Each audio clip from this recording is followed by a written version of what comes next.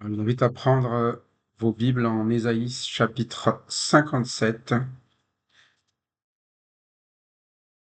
et on peut reprendre à partir du premier verset et on lira jusqu'au verset 13 aujourd'hui.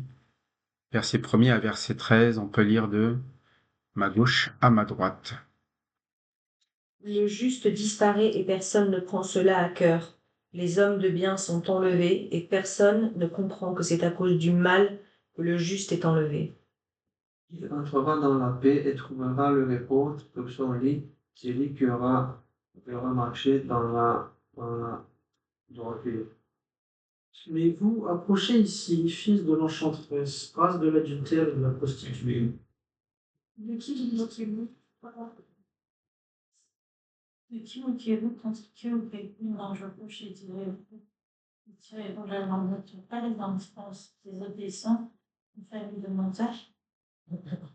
Séjournons près des térébintes, sous tout arbre vert, égorgeant les enfants dans les vallées sous les pentes de rochers. Les pierres pleines du torrent, voilà ton bien, voilà ton lot. C'est pour cette heure-là que tu as répandu des libations de vin que tu fais des offrandes. Et avec tout cela, te permet d'avoir pitié. C'est sur une taille haute et élevée que tu restes à couche, c'est de là que tu montes pour offrir des sacrifices. Derrière la porte de ces montants, tu as installé ton amulette. En effet, en cachette de moi, tu te déshabilles, tu montes sur ton lit et tu y fais de la place. Tu fais alliance avec ceux dont tu aimes partager le lit, tu contemples leur nudité. Puis tu vas trouver le roi avec de l'huile, tu multiplies tes parfums, tu envoies tes messagers très loin, tu descends jusqu'au séjour de mort. En force de marcher, tu te fatigues, et tu ne dis pas j'y renonce, tu trouves encore de la vigueur dans ta main. Aussi n'es-tu pas dans l'abattement. Et qui redoutais-tu, qui craignais-tu pour être infidèle, ne pas te souvenir, te soucier de moi? Est-ce que je ne garde pas le silence et depuis longtemps? C'est pourquoi tu ne me crains pas. Je vais révéler ta justice et tes actes, mais ils ne te seront d'aucune utilité. Quand tu crieras, que ton ramassis d'idoles vienne te délivrer. En réalité, le vent les emportera toutes, un souffle les enlèvera. En revanche, celui qui cherche refuge en moi héritera du pays et prendra possession de ma montagne sainte. Merci. Alors dans ce passage, c'est ce qui reste de ce que parlait du premier verset, c'est-à-dire du juste. Le juste a été enlevé parce que ce qui reste derrière, c'est le mal. Pour résumer ce qu'on a vu la dernière fois. Et pourtant, le juste, on ne le remarque pas. On n'a même pas vu qu'il est parti. En fait, c'était pas notre intérêt à nous. C'est ce qui est très expliqué ici. Ce que vit la vie de juste, c'est quelque chose que les gens ne recherchent pas. Ce que les gens cherchent, eh bien, on le verra après, c'est la vie, au final, qui est un peuple d'idolâtres, de débauches, de mensonges. Un peuple qui a fait un autre choix que Dieu et qui, lui, pense être bien, au final, parce qu'il se dit, moi, il n'y a pas les justes, ça ne nous dérange pas, même tant mieux. Mais on a vu la dernière fois que les justes, en fait, ils ont déjà gagné. Ils ont été enlevés, mais ils sont entrés dans quelque chose. Ils sont entrés, il est dit, dans la paix. Ils trouvent le repos. Et ce sont des gens qui ont marché dans la droiture. Souvent, quand on va parler de retrouver Dieu, on parle ça d'une fin. Vous savez, voilà, il est parti auprès de Dieu. On a l'impression que c'est la fin. Ce passage dit, c'est pas la fin. Au contraire, il va commencer quelque chose d'autre. Mais quelque chose qu'il désirait toute sa vie. Il a marché dans quoi? Dans la droiture. Mais c'est vrai que quand on va regarder la suite, la droiture, c'est pas les choses habituelles. D'ailleurs, on le voit aujourd'hui, hein. La droiture n'a rien à voir avec quelque chose que les gens apprécient, que ce soit des plus hautes sphères vers le plus bas. Vous avez bien des présidents qui sont en prison, comme vous avez des personnes qui sont de plus bas du peuple. Certains sont en prison parce que ils ont volé peu de choses, parce qu'ils ne pouvaient voler que peu de choses. Certains sont en prison parce qu'ils ont volé de grandes choses, parce qu'ils pouvaient voler de grandes choses. Et c'est pas l'un qui est pire que l'autre, c'est juste que à un moment donné, la droiture, c'est pas dans notre vie. Voire même, notre vie, c'est plutôt le mensonge. Hein, on voit que justement, lorsqu'on ne possède pas la droiture, on s'en sort par le mensonge. On s'en sort par le mal. D'ailleurs, les gens sont contents quand leur mensonge passe. Je ne me suis pas fait attraper. C'est-à-dire que ça devient même quelque chose où c'est satisfaisant que de se dire waouh, Je me suis pas fait attraper parce que je suis un meurtrier. Je me suis pas fait attraper parce que j'ai volé. Mon mensonge, il a réussi. Ma tricherie, elle a réussi. Et parfois même, on est fier. Il y a des personnes, ils vont arriver et dire, hey, j'ai triché, il m'a même pas vu. Mais c'est ça le mal. Et parfois, on se dit, devant Dieu, bah, Dieu me punit pas parce que pourtant j'ai triché. Dieu me punit pas alors que je mens. Personne me voit. Mais c'est pas parce que Dieu vous punit pas que c'est pas un problème. Et il explique là. Vous savez, si vous voulez vivre dans vos mensonges, vos tricheries, je vous laisse les vivre. Les autres qui cherchent la droiture, je les garde avec moi. Je les emmène parce que c'est quelque chose qui est une soif dans leur vie. Ils entrent pour trouver la paix. Parce que quand on triche, on n'a jamais la paix. On a toujours peur de se faire attraper. Et puis à un moment donné, une tricherie, tu te fais pas attraper maintenant, mais un jour tu te feras attraper. Bah oui, quand on verra que tu te retrouves dans un examen ou au final, même dans le monde du travail ou même avant dans un examen, et que tu te demandes que tu as passé ton temps à tricher, le jour où tu devras en passer un tout seul devant quelqu'un, tu vas bégayer. Il y a des personnes, vous savez, dans les entretiens, ils trichent, ils disent ils parlent bien anglais. Et puis ils se retrouvent devant quelqu'un qui les embauche, qui va pas très bien, donc ils les embauche. Sauf que quand ils se retrouvent devant un client, ah ben là, tu peux plus tricher. Hein. Tu peux pas, à ma place, parler. Tu peux pas. Il y a quelqu'un qui. Et ça sera les tricheurs. Les tricheurs, ils n'ont une situation qui ne sera jamais en paix, puisque c'est juste jusqu'au moment où ils se font attraper. Mais le problème, c'est que plus tard on se fait attraper, plus c'est problématique. Bah, comme tout. À un moment donné, déjà, on va vivre en cavale tout le temps. On espère qu'on ne va pas se faire attraper.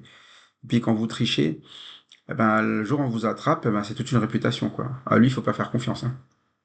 T'as menti une fois, on mentira bien 2 fois, 3 fois, 4 fois, 5 fois, 6 fois. C'est un tricheur. Ça devient dans ta nature même. C'est un tricheur. C'est quelqu'un qui a l'habitude de faire le mal. Et c'est là, ici, au verset 4, c'est que l'Éternel, il parle à des personnes qui ont l'habitude de faire des choses. Et il les appelle maintenant quoi? Ben, vous êtes des enfants de ces choses-là. On sait que pour avancer, vous faites appel à des enchanteurs ou des astrologues. En fait, vous êtes liés à eux. Vous êtes leur même famille maintenant. Et c'est vrai que pour nous, ça ne choque pas parce que dans la vie de tous les jours, il y a des personnes qui se confient sur ça, mais là, il s'adresse à Israël. C'était une chose honteuse que de s'adresser à des astrologues, normalement. Dans la loi du pays, c'est un péché même. On ne consulte pas l'astrologue. C'était quelque chose qui se faisait dans les autres peuples, mais pas en Israël. Et donc, le fait de les appeler comme ça, c'était très péjoratif. C'est quelque chose où il se dit, waouh, lui, c'est quelqu'un qui n'a pas fait confiance en Dieu. Un peu comme ça arrive, vous savez, dans les églises, quand on ne dit pas de gros mots hein, dans les églises. Par contre, quand on veut dire quelque chose de mauvais, on lui attribue un terme, un nom de quelque chose. Ah ben lui, c'est vraiment quelqu'un du monde. Hein. Voilà, quand tu dis ça, pour un chrétien, c'est chaud ça. Lui, c'est. Et c'est ça un petit peu, eux, c'est des enfants astrologues, hein. Des enfants d'enchanteurs. Ah, ils ne marchent pas selon Dieu. Mais là, c'est pas les gens qui le disent. C'est Dieu qui le dit. Du coup, c'est pas une insulte. C'est pas péjoratif. C'est la vraie situation. Et c'est vrai que quand on regarde notre vie, quand on ouvre la parole de Dieu, quand on y fait attention, Dieu va nous dire réellement ce que nous vivons de mal. Et il va nous associer à cela, même si on n'aime pas trop cela, on va être appelé des méchants. Pourquoi? Parce qu'on fait des... Voilà, c'est notre vision des choses, des méchancetés. On va être appelé des menteurs. Parce que notre manière de vivre, c'est quoi? Le mensonge.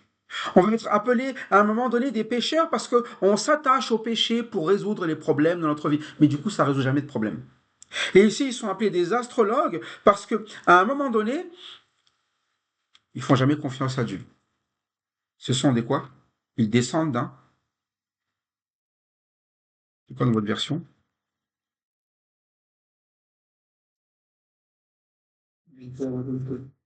Mère adultère et d'une mère, c'est d'où vous venez. Et c'est là un petit peu ce que l'Éternel est en train de dire par rapport à notre vie.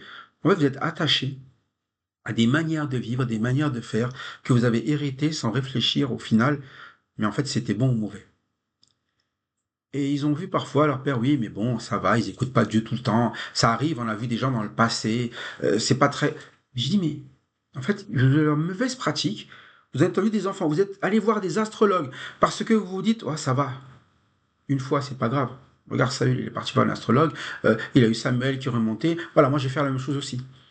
Mais c'est une mauvaise chose qui a été dite sur lui. Et parfois, on est là, on essaie de voir les gens, vous savez, qui ont œuvré parfois pour le Seigneur et on cherche leurs défauts pour se dire quoi? Nous aussi, c'est pas grave si on le fait. Moi, je me souviens toujours, quand j'étais fumeur, là, quand j'étais chrétien, j'étais content le jour où j'ai appris que Spurgeon, Mais il fumait. Si Spurgeon fume la pipe, c'est bon, je m'en sors. J'ai vraiment pensé ça dans ma tête. Alors que lui, il le faisait par quoi? Par ignorance. À l'époque, on savait pas que ça tuait. Mais moi, je le fais, sachant que ça tue, mais je cherche juste un modèle. Pourquoi? Je veux faire comme lui, mais pour faire quoi? Pour désobéir, pour faire le mal. Mais ça, c'est nous. C'est pour ça que parfois, quand les gens, eh bien, ils posent une question, parfois sur Dieu, ils voient la parole de Dieu, mais il y a quand même des gens qui... Mais si jamais... Et ils cherchent toujours une sortie pour ne pas faire ce que Dieu dit. Un enchanteur, un astrologue, quelqu'un qui va leur annoncer autre chose. C'est l'avantage des astrologues, hein. Ils vous annoncent ce que vous avez envie d'entendre plus facilement. Aujourd'hui, dans cette journée, tu vas voir, tu vas rencontrer quelqu'un. Tu vas faire rencontrer quelqu'un. Aujourd'hui, dans cette journée, tu vas... Yes! Et ça va se passer, hein? Parce que c'est tellement hasardeux que ça se passe. Et tu vas te persuader de cela. Et cela, quand on est bien dans ce côté enchanté, c'est qu'on veut tellement quelque chose qu'on croit que ça arrive.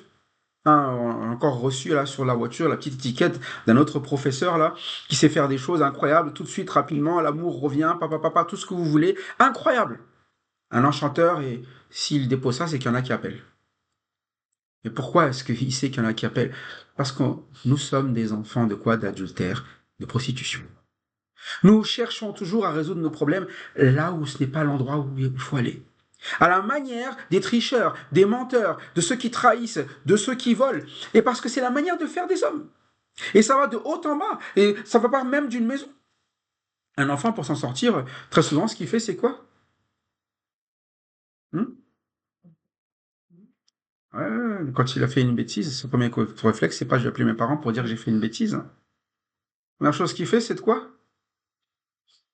Il va le cacher. Qui a fait ça? C'est pas lui, hein? Il n'ose pas te le dire, mais c'est pas lui. Il a dit, c'est toi qui as fait ça?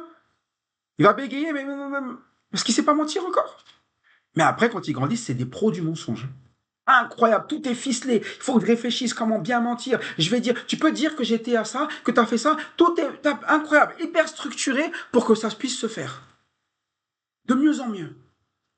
Mais c'est ça, quand on grandit dans le mensonge, on vit dans le mensonge, notre vie même, on se persuade que c'est la bonne manière de faire, de vivre. Par contre, si on nous fait ça, tu m'as menti, tu m'aimes pas, tu me fais pas confiance. Alors à nous, ça peut pas le faire, hein. Et c'est là où vous voyez qu'à un moment donné, lorsqu'on a les parents qui nous ont fait quoi? Des choses mauvaises, on râle sur eux, mais après on reproduit quoi? Exactement la même chose. Nous sommes les enfants de nos parents. C'est ce qui est dit, hein. Vous descendez d'un père adultère et d'une mère prostituée. Vous n'avez pas appris que c'était quelque chose qui n'était pas bon pour vous, et vous avez quand même continué à le faire. Et vous vous êtes moqué des autres. Vous ouvrez la bouche, vous tirez la langue, et dites, vous êtes des enfants désobéissants. Et c'est ça, ils étaient devenus des moqueurs. Et c'est pas un peu ce que les enfants font aussi, hein. On est des enfants, hein. Se moquer des autres. Bon, lui, il passe son temps sur son téléphone, lui, alors que même il passe leur temps où? Dessus. Mais moi, ce que je fais, c'est pas pareil, hein. Moi, ce que je fais là, c'est différent, hein. Moi, ce que je... Tout le monde est pareil, hein. C'est qu'à un moment donné, on est attaché à quelque chose en permanence, et on dit quoi? Que le problème, c'est qui? C'est les autres. Je dis ça parce que je dis ça à Midi. Midi, elle dit quoi? Elle balance ça. Sa sœur. Pourquoi on la regarde pas, elle? Mais c'est comme ça qu'on est. C'est qu'à un moment donné, le problème, on va toujours le décaler chez le voisin. On se moque des autres pour qu'on ne se moque pas d'eux. D'ailleurs, c'est la vision même. Vous êtes au collège, généralement, ou même dans le monde professionnel, hein. Vous faites des gossips sur les autres, mais pour surtout, on veut pas qu'on fasse des gossips sur nous, quoi. Parlez pas sur moi, quoi. Pourquoi tu parles de moi, là?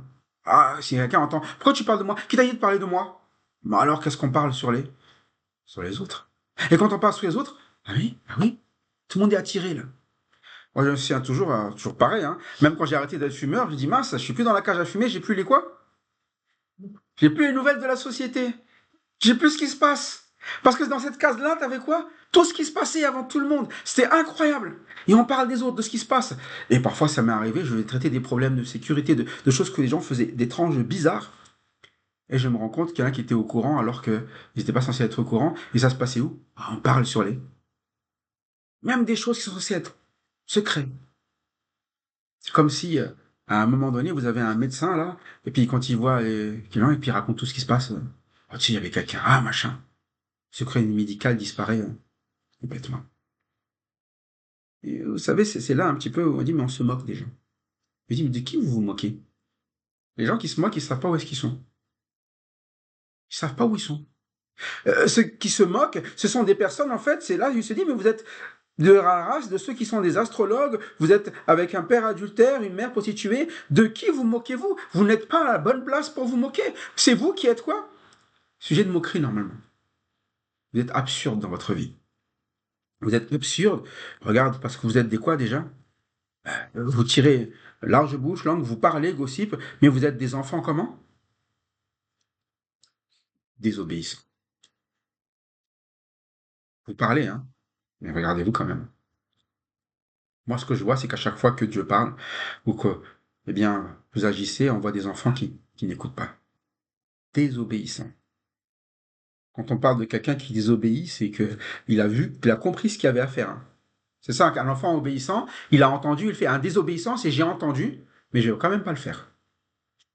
C'est ça un désobéissant. Souvent, on met ça en éducation. Hein, quand vous avez un enfant qui ne fait pas exprès quelque chose parce qu'on ne lui a pas dit, vous n'allez pas le gronder pour ça. Il ne le savait pas. Mais dès le moment où vous lui avez dit attention, ne fais pas ça, et qu'il le fait, là c'est autre chose. Non, c'est comme ça. C'est-à-dire qu'à un moment donné, vous avez indiqué quelque chose, vous avez indiqué la solution même. C'est un peu comme le verre qui tombe, il dit mets ton verre devant. Dès le moment où il ne met pas son verre devant, c'est qu'il a choisi de désobéir. Mais c'est pas grave, moi je suis assez bien. Moi je sais faire avec le verre sur le côté. Moi je suis sûr que ça va pas tomber. Parce que si les autres ils font pas attention, mais moi c'est différent quand même. Il dit, mais vous êtes des enfants désobéissants. Le problème, il est là. Vous pensez toujours savoir faire. Vous pensez que aller consulter les astrologues, c'est ça votre solution. Vous pensez, vous vous moquez, et c'est ça, vous parlez des autres, etc. Mais vous êtes des quoi? Des enfants désobéissants. Au final, vous êtes tous des quoi? Une famille de... La fin du verset. Une race de mensonges, ou une famille de... Ah, une race de mensonges, c'est très simple. Hein. C'est le point commun que vous avez. Dans votre vie, c'est mentir qui est votre façon de faire. Mais je vous dis, ne vous étonnez pas alors que les autres vous mentent alors. Et on vit dans une société où c'est ce qu'on fait tout le monde. Hein. On ment. On ment sur ce qu'on est. C'est ça. Hein. Vous regardez les gens. C'est un peu comme vous savez, maintenant les applications, là, il y a des filtres partout qu'on voit la personne en vrai. Mais ça, c'est que le visage et les vêtements. Mais dans le cœur, c'est encore pire les mensonges. On a l'impression qu'on regarde les réseaux sociaux. Oh, qu'est-ce que tout le monde est heureux. Qu'est-ce que tout le monde est heureux, souriant, etc. Extraordinaire, que des belles photos, jamais de mauvaises situations. Mais dans l'arrière-plan, on sait tous comment c'est. Hein. On voit des gens gentils et tout, qui se filment en vidéo. Regarde, j'aide les autres. Une fois. Et il faut qu'ils le filment.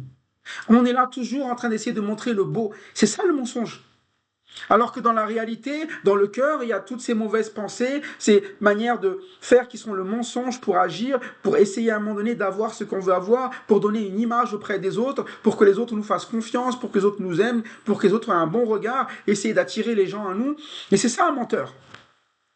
Ce qu'il cible, c'est pas ce qui est vrai, ce qu'il cible, c'est au final ce qu'il veut voir paraître. Mais il dit quoi? La réalité de votre vie, et c'est le verset 5 qui le dit, vous brûlez. Et vous brûlez où? Auprès des térébintes. Sous tout arbre verdoyant, vous égorgez les enfants dans les vallées, sous les fentes des rochers. Et regardez cette manière de dire, c'est que vous brûlez des désirs auprès des térébintes. Les térébintes, c'était quand même des petites idoles. Et vous voyez, c'est un petit peu ça. Sur la face des autres, ils ont un mensonge. Ils ont ce côté où ils veulent jouer les personnes qui aiment Dieu, qui veulent grandir avec Dieu. Voilà, ils peuvent même prier, vous savez, et faire donner l'air vraiment très pieux, mais ils ont un désir vers les térébintes, vers des petites idoles, des petites choses. C'est ça leur vrai désir. Ils n'ont pas forcément ce désir de marcher droit avec Dieu. Ils ont le désir à un moment donné d'obtenir ce qu'ils cherchent au plus profond de leur cœur. C'est pour ça que parfois on utilise des mots, mais on les change. Hein. C'est pour ça que je dis qu'on utilise des mots droits. Moi souvent j'entends le mot liberté, vous savez. Moi je veux être libre. Quand j'entends le mot liberté, je dis non, il veut se barrer. Se barrer, c'est pas être libre. Se barrer, c'est j'ai plus envie qu'on me dise les choses. J'ai envie de faire les choses comme il me... Mais il appelle ça quoi? Liberté. Si tout le monde était libre et faisait ce qu'il voulait, ça s'appelle la liberté. Hein. C'est pour ça que c'est un mensonge. Ça. La liberté, c'est de pouvoir vivre bien là où vous êtes. Vous êtes libre. Libre à un moment donné, sans avoir à faire le mal, sans avoir à partir d'ici pour faire quelque chose de bien. Démarrer une belle vie n'est pas à attendre d'avoir quelque chose avant de pouvoir le faire. C'est ça la liberté. C'est pour ça que quand notre Seigneur Jésus a parlé, il a dit « Vous connaîtrez la vérité et la vérité vous rendra. » Mais les menteurs ne sont jamais libres. Ils ne le sont jamais. Les menteurs doivent vivre de leurs mensonges. Et après, ils récoltent les conséquences de leurs mensonges. Mais quand on est libre, à un moment donné, on est affranchi de toute cette manière de devoir paraître devant les gens, de devoir essayer d'avoir une espèce de liberté pour pouvoir avoir ce que l'on veut simplement. Mais c'est pas ça la liberté. Après, quand vous aurez ce que vous voulez, vous voudrez encore autre chose. Et encore, et encore, et encore, et encore, et encore. On n'est jamais satisfait et on se plaindra toujours de ce qu'on a. Généralement, la liberté, c'est plutôt de perdre les choses que étaient les plus précieuses pour nous, que Dieu nous a données. C'est les choses qui nous gardent, les choses qui nous permettent au final d'être dans sécurité. Et ici, justement, c'est pour ça qu'ils se tournent vers des térébintes. Sur les térébintes, ils ne vont pas le faire aux yeux de tous. C'est la vraie motivation ici. Elles sont faites aux yeux des gens. Ici, les mauvaises choses, vous regardez les térébintes, ils vont sous un arbre verdoyant. C'est ombragé. Il y a un arbre, un endroit où ils peuvent se cacher pour vivre leur petit plaisir. D'ailleurs, vous le voyez bien, quand on veut faire quelque chose à tout prix, quand on estime bien, mais on sait que c'est mauvais, on se cache pour le faire. Moi, quand j'ai commencé à fumer, je n'ai pas dit à mon père, « Coucou papa, regarde, je fume. » Je me suis quoi?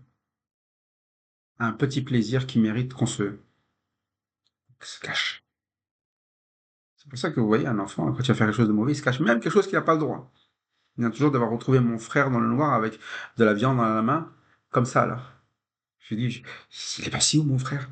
Et je l'ouvre, il est là dans le noir. Il mangeait de la viande, parce qu'il sait que c'est pas l'heure de manger. Même quelque chose de basique, hein, ça peut être, on se cache pour le faire parce qu'on sait qu'on n'a pas le droit. Il désobéissait.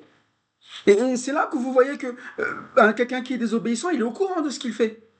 Mais son plaisir passe avant ce qui est bon. C'est ça le vrai souci. Et c'est là où il dit, mais oui, ta térébinthe, c'est ton désir, et c'est ton plaisir, tu le fais en cachette, tu veux pas qu'on te voie. Mais ça, c'est le problème, mais même, tu verras que c'est ta manière de vivre en général. Là, on parle d'un plaisir, sur lequel on est prêt à désobéir, mais derrière, on parle de quoi aussi? Vous faites quoi? Vous égorgez des enfants dans les vallées, sous les fentes des rochers. Alors, on aurait pu s'arrêter à vous égorger, c'est déjà horrible.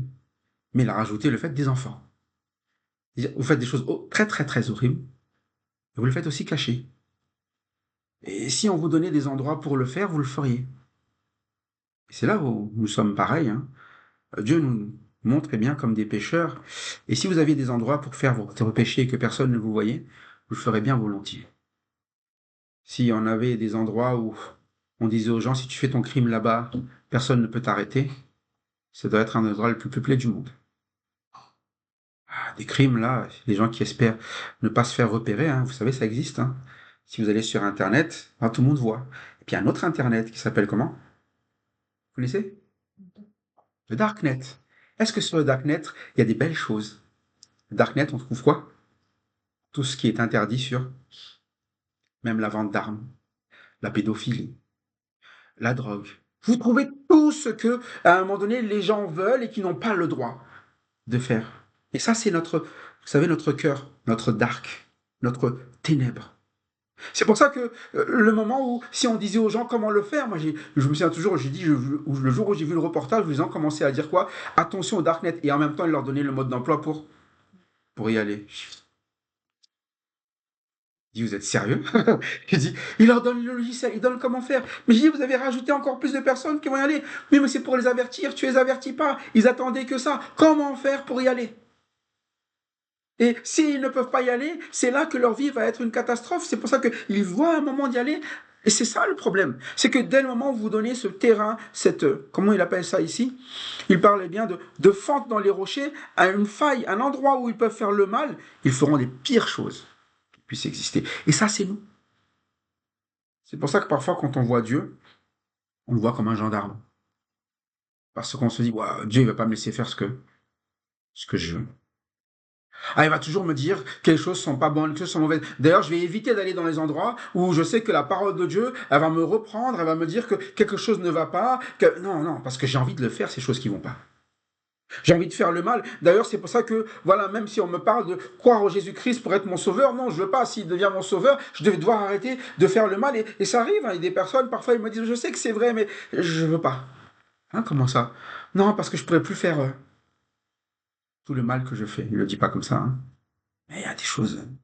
Je sais que ça, c'est mauvais, et ça voudrait dire qu'il faudrait que j'arrête. Mais c'est ça le problème. C'est que tu comprends pas la suite. C'est que les gens de paix, ce sont ceux qui marchent droit, mais eux, ils entreront dans la paix, ces personnes-là. Toi, tu es en train de faire quoi?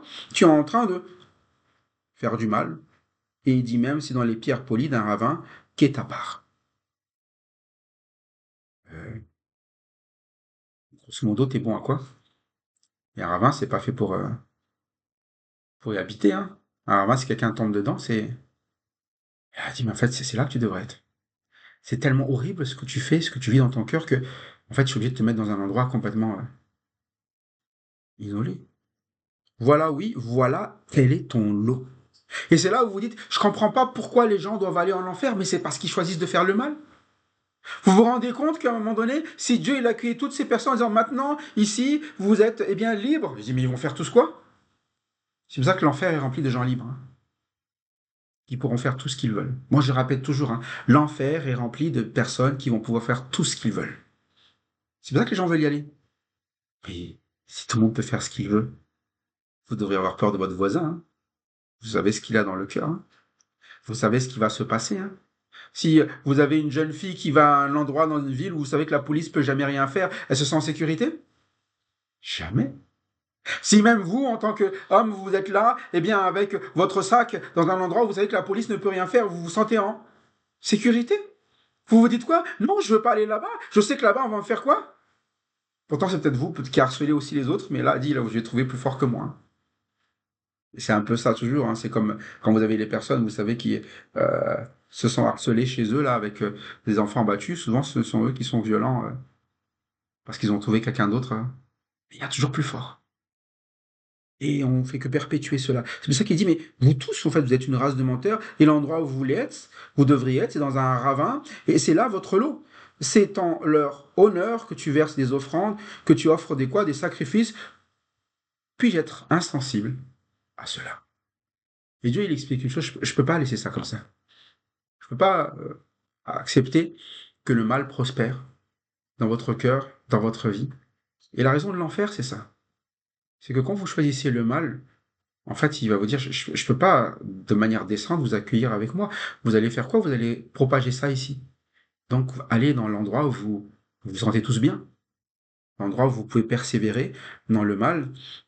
Et c'est là où il leur explique toutes ces choses où, au fait, vous offrez des sacrifices pour cela. Vous adorez des dieux qui font cela. Ce sont vos térébintes, ce sont vos idoles. C'est le mal qu'ils apportent. Et plus vous avancez dedans, eh bien, plus vous récolterez ce que proposent vos idoles, c'est-à-dire ce que vous souhaitez vous. Il explique que sur une grande haute montagne, tu dresses ton lit. C'est aussi là que tu montes pour offrir des sacrifices. Derrière la porte des montagnes, tu es installé, ton amulette, et en effet en cachette. 2 mois, tu te déshabilles. Tu montes sur un lit pour y faire place. Tu fais alliance avec ceux que tu aimes partager le lit. Tu contemples leur nudité.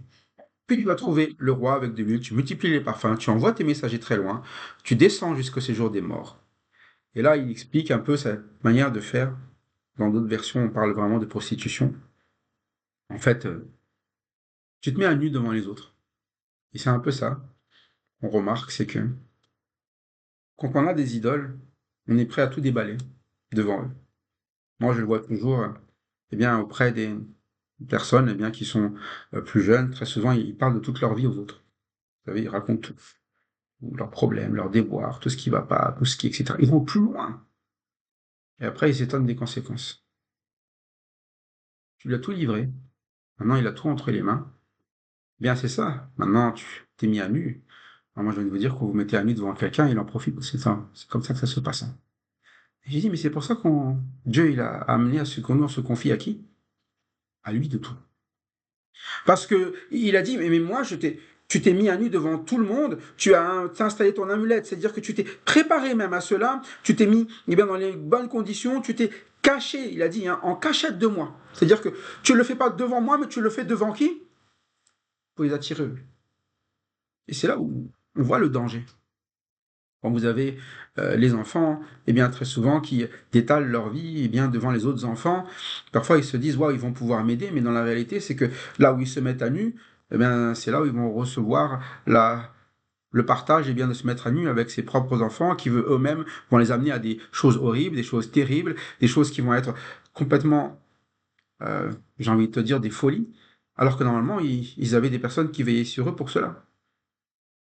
C'est pour ça que vous avez toujours, dans la Bible, le père qui s'adresse à son enfant pour lui dire les choses, qui l'amène à être, au final, au plus proche de ce qu'est l'enseignement de la parole, de le suivre, de l'accompagner. Pourquoi? Pour le faire grandir, alors que quand tu fais de la prostitution, en fait, tu n'y gagnes rien. Quand vous faites de la prostitution, oui, vous gagnez de l'argent sur le coup, mais vous perdez toute notion d'amour, toute notion de bonnes relations, des choses belles. Et je le répète toujours, même si Dieu restaure, ceux qui sont dans le péché, même si on parle de prostitution, en temps normal, quand vous savez que une personne vit de la prostitution, personne n'en veut de l'autre côté. Que ce soit un homme ou une femme d'ailleurs. Parce qu'on se dit, waouh, lui, de toute façon, il est fidèle à rien. Il se donne sur tout. Il gâche sa vie. Il préfère, à un moment donné, se mettre à nu devant tout le monde. Qu'est-ce qui me dit que demain, ça va pas être pareil? Etc., etc., etc. Et c'est pour ça qu'il dit, mais en cachette, tu fais ces choses-là, tu montes, c'est ça, ton lit, et tu y fais de la place. Tu invites les autres à voir l'état dans lequel tu es, mais ça va te causer un problème. Tu multiplies tes parfums, tu veux même en attirer, tu vas attirer des rois, tu vas attirer des personnes, et tu envoies même pour que certains viennent, pour venir avec toi, mais venir avec toi où en fait? Il dit quoi? Tes messagers, tu envoies tes messagers très loin, tu descends jusqu'où?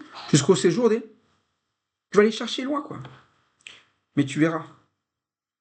Verset 10, c'est la finalité de ce que tu fais. Tu as voulu tes idoles, tu as voulu agir comme cela. Mais tu sais ce qui va se passer? Verset 10. À force de marcher. C'est quoi la conséquence? Tu fatigues. Ce sont les mêmes qui diront à la fin, j'en ai marre de la vie. J'en ai marre, vraiment. J'en ai marre de ces situations, je comprends pas pourquoi ça se répète. Je suis fatigué.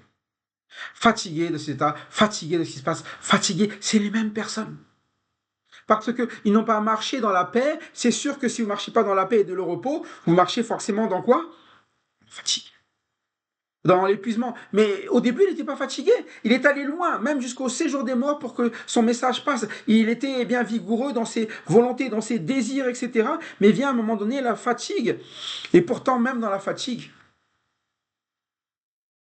t'as pas compris le problème. C'est ça que vous voyez plein de gens. Il y avait une question. Voilà, parfois, on se dit, je comprends pas. Pourquoi est-ce que les gens ne se tournent pas vers Dieu? Pourquoi, plutôt parfois on dit pourquoi Dieu n'a pas sauvé des personnes qui étaient fatiguées, des personnes. Mais en fait, Dieu s'adresse aux gens, mais les gens, ils ont beau être fatigués, ils se tournent pas vers Dieu. Il dit quoi? Même là, tu ne te dis pas quoi? C'est sans espoir. Même dans le pire état dans lequel tu te le dis. Parfois on blâme Dieu parce qu'on se dit mais Dieu aurait pu sauver cette personne, Dieu aurait pu aider, mais c'est pas Dieu le problème. Dieu, crois-moi que si la personne elle devait entendre le message, elle l'aurait. Regarde aujourd'hui, même toi quand t'entends, est-ce que tu viens? Même toi, quand tu sais que, et à un moment donné, c'est sans espoir, tu dis quoi? Je vais quand même essayer. Je vais quand même voir si vivre avec une vie sans Dieu, ça peut marcher. Je vais quand même. Et c'est là la folie. Il dit, tu viens de démontrer à un moment donné pourquoi, en fait, tu es un enfant et bien dans le mensonge. Tu te mens à toi-même maintenant. Avant, quand on est un menteur, on se ment aux autres. Mais vous savez, à force d'apprendre à mentir, en fait, on sait plus faire que ça. Et on se ment à soi-même. Je vais m'en sortir. Si je veux, je le peux. Si tout le monde pouvait faire ça, regarde autour de toi. Hein. C'est des mensonges. Hein. Vous ne racontez pas des histoires. Hein. À un moment donné, quand on est sans espoir, il dit, même là, il dit quoi? Tu parviens encore à trouver des ressources aussi. Tu ne montres pas signe de quoi? Ah, j'ai trouvé une solution là. Tu sais que je vais faire comme ça. Là. En fait, toi, on peut plus t'amener, eh bien quoi, dans la vérité. Tu aimes trop le mensonge. Tu es devenu ancré là-dedans. C'est ta manière de chaque moment, chaque jour, chaque vie. Et c'est pour ça qu'il explique hein, ce que, pourtant, toi, tu voulais éviter, ou ce que tu redoutais, de qui tu avais peur pour me tromper, de ne pas se souvenir ou pas toucher de moi. Et c'est ça le problème. Il a dit, mais on dirait que, en fait, tu veux pas venir et simplement me dire quoi, te mettre à nu en disant, mais j'y arrive pas. Je peux plus avancer. Et même si je voulais avancer, je sais qu'il n'y a pas de possibilité. Mais il dit, mais pourquoi tu as peur? Qui est-ce que tu redoutais? Qui as-tu peur pour me tromper? Qu'est-ce qui fait que tu avances encore dans cet état-là? C'est pour ça que quand vous entendez la parole de Dieu, elle vous amène quoi? Venez à moi, vous tous qui êtes fatigués et chargés. Il dit, mais je connais votre état. À qui tu veux mentir encore? À qui tu veux faire croire encore que tu es fort? La seule personne qui y croit, c'est toi à tes mensonges. Et ceux qui t'aiment pas, hein, ils te diront, tu vas y arriver. Comment? Sans Dieu, tu peux y arriver. Et regardez, et sans Dieu, excusez-moi, mais ils arrivent que par le mensonge. Hein. Mais le mensonge, un jour ou l'autre, hein, il a ses conséquences. Et le mensonge, à un moment donné, ben, on le voit, tu fatigues, mais qui redoutais-tu? Et parfois, qu'est-ce qu'on redoute? Ben, c'est les gens comme nous, les moqueurs. Ouais, mais si je me tourne vers Dieu, les gens vont dire que je suis un quoi? Je suis un faible. Sauf que c'est la réalité. Mais parce que vous savez, tellement on est habitué aussi à se moquer, qu'on a peur que les gens quoi? Se moquent de nous. En fait, tu redites les mêmes personnes que toi. Et toi, tu vas persévérer dedans. Tu préfères être quoi? De ceux qui se moquent, de ceux qui à un moment donné tirent la langue, de ceux qui sont en train de mentir. En fait, tu fais le choix de partir vers le mal. C'est pour ça qu'il a dit, mais moi j'ai enlevé les justes. Les autres, ceux qui restent, ils ont fait leur choix dans leur vie. Le choix du mensonge, le choix de la moquerie. Et c'est pour ça qu'il dit, de qui avais-tu peur pour me tromper? Pour ne pas te souvenir ni te soucier de moi. Il dit pourtant, n'ai-je pas gardé le silence, et même depuis longtemps, et de moi, tu n'as pas peur. Il dit, mais vous êtes des fous. Vous avez peur entre vous. Vous avez peur de vos moqueries qui ne valent rien, mais de moi, tu n'as pas peur.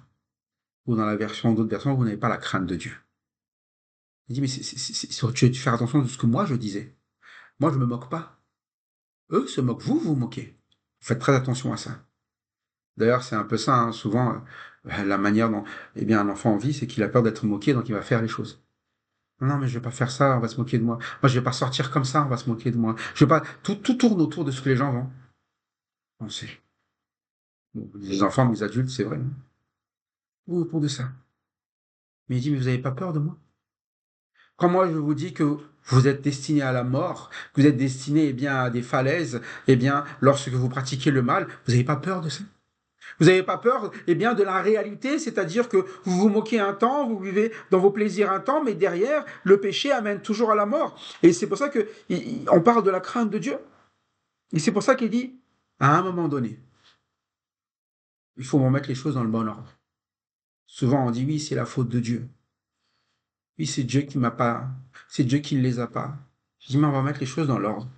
Je vais quoi, il a dit? Révéler ta justice et tes actes.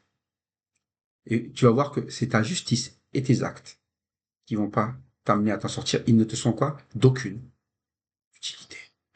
Et c'est pour ça que quand vous voyez les gens qui persévèrent à ne pas compter sur Dieu, vous allez voir leur justice, les actes n'en ont aucun intérêt.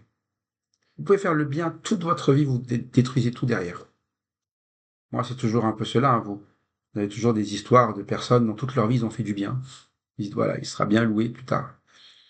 Moi, il y a un homme que tout le monde connaît, qui est l'abbé Pierre, vous le savez tous, je pense. Toute sa vie, il était intouchable. Non, vous pouvez dire que c'était un homme qui méritait quoi? Les gens disaient quoi? Mais après, derrière, vous savez qu'ils sont tous retirés de porter son nom sur... parce que là maintenant, il y a des suspicions de choses qui sont mauvaises dans sa vie. Mais c'est un peu ça, il y a des choses secrètes, des choses qui sont pas publiques.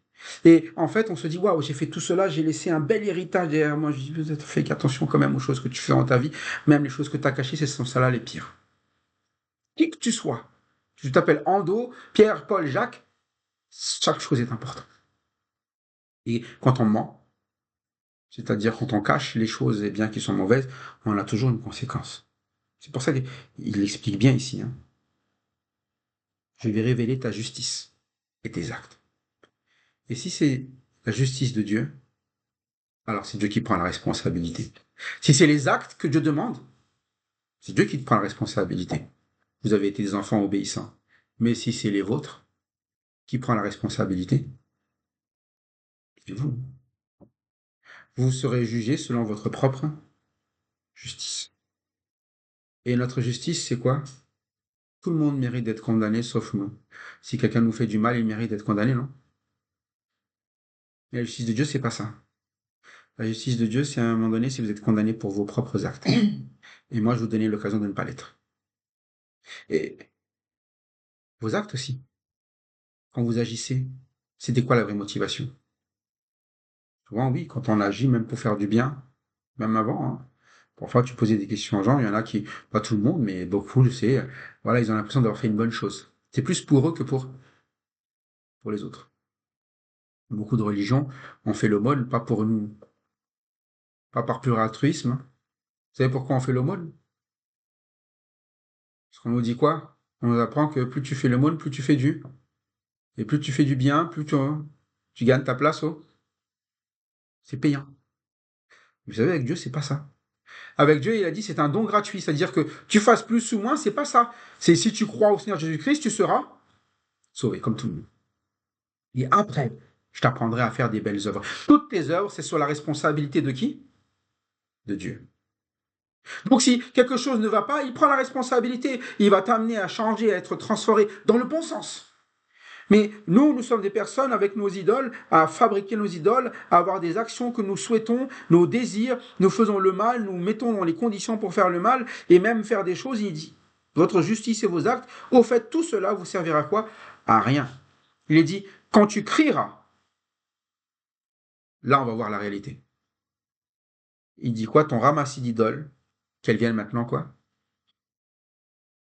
Il ne prend pas la responsabilité des idoles, ils ne savent rien faire. Par contre, Dieu, le jour où tu cries, et il vient quoi? Il viendra.